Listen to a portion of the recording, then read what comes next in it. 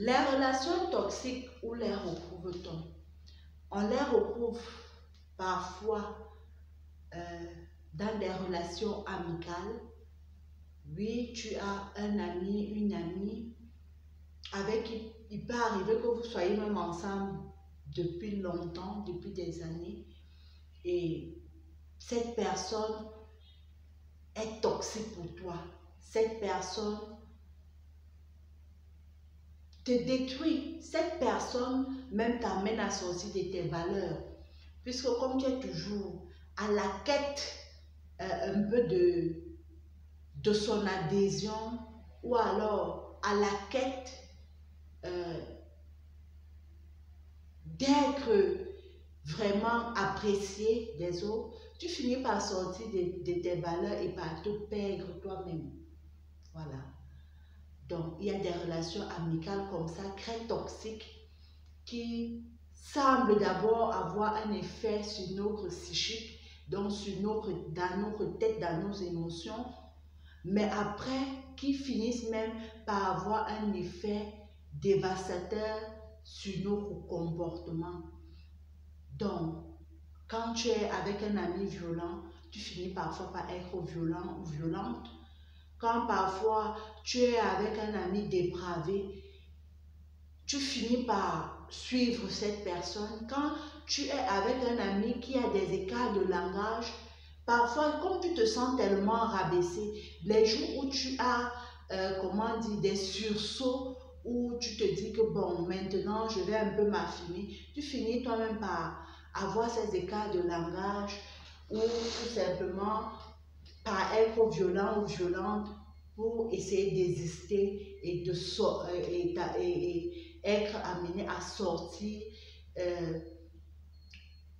vainqueur de cette relation ou réussir à t'imposer. Il peut également avoir des relations amoureuses toxiques.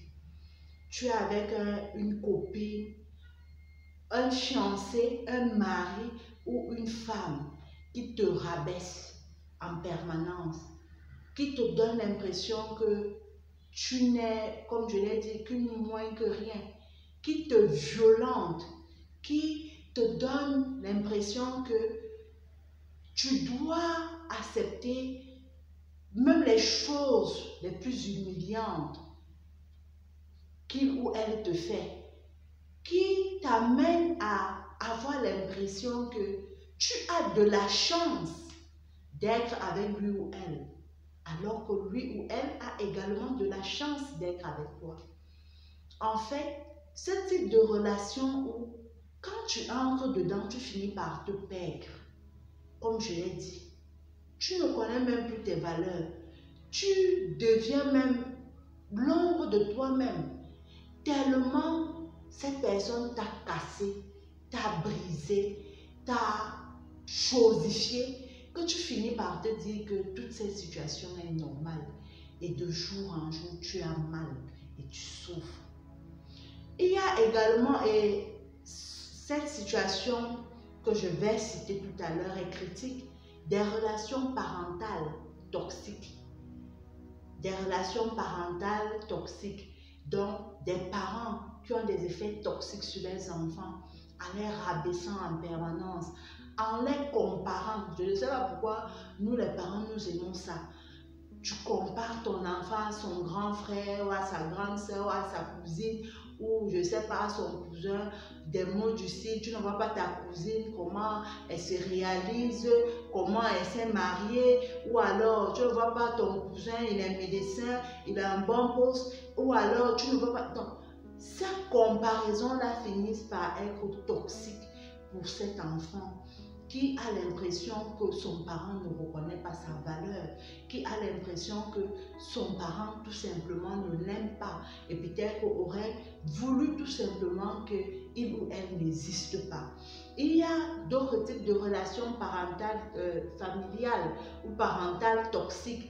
Les parents qui passent le temps à bagarrer en permanence, ils s'insultent, il y a des violences conjugales. Tout ça, les enfants qui voient ça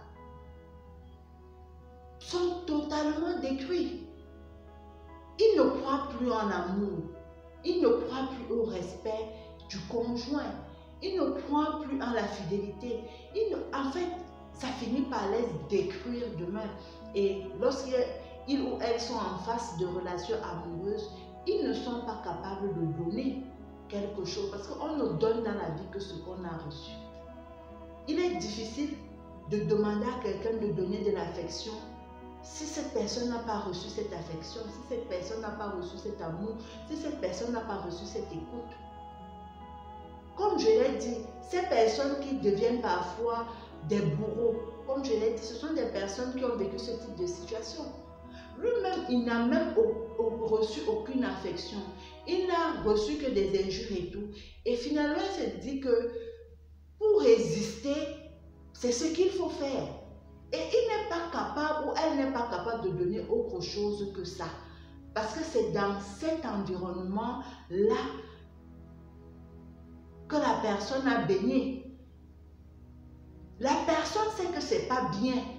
Mais tous ces effets-là ont eu une influence sur elle jusqu'au point où elle-même ne se rend pas compte qu'elle est exactement en train de devenir comme cette personne qui lui a fait mal.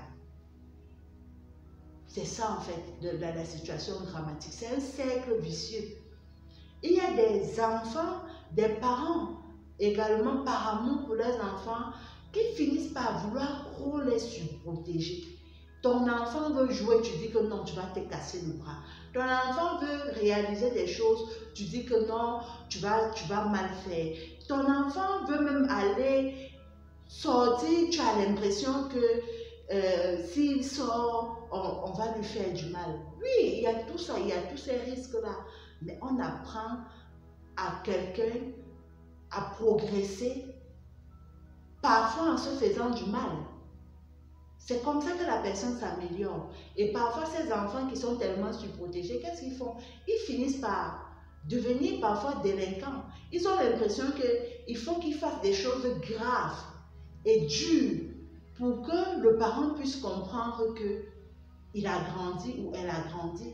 Il y a des enfants qui sont toxiques pour leurs parents, dans le sens où tu as un enfant, tu lui donnes tout, tu te casses, tu te mets en cadre pour lui, mais l'enfant, quand il te parle, c'est comme s'il parlait même à une serpillère.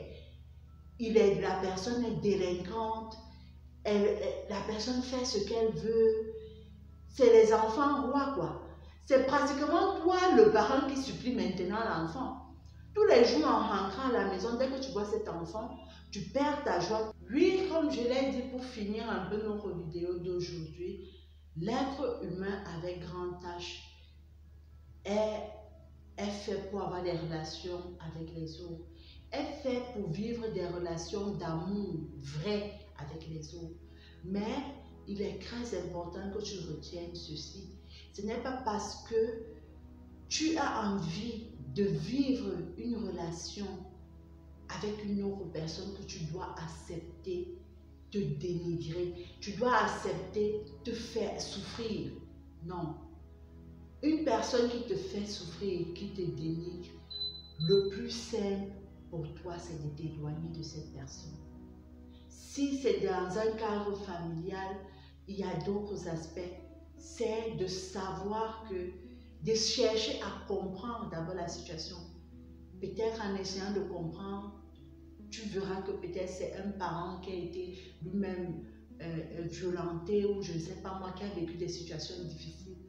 Et à partir de là, essayer de penser tes plaies et tout reconstruire parce qu'il faut savoir que tu as de la valeur.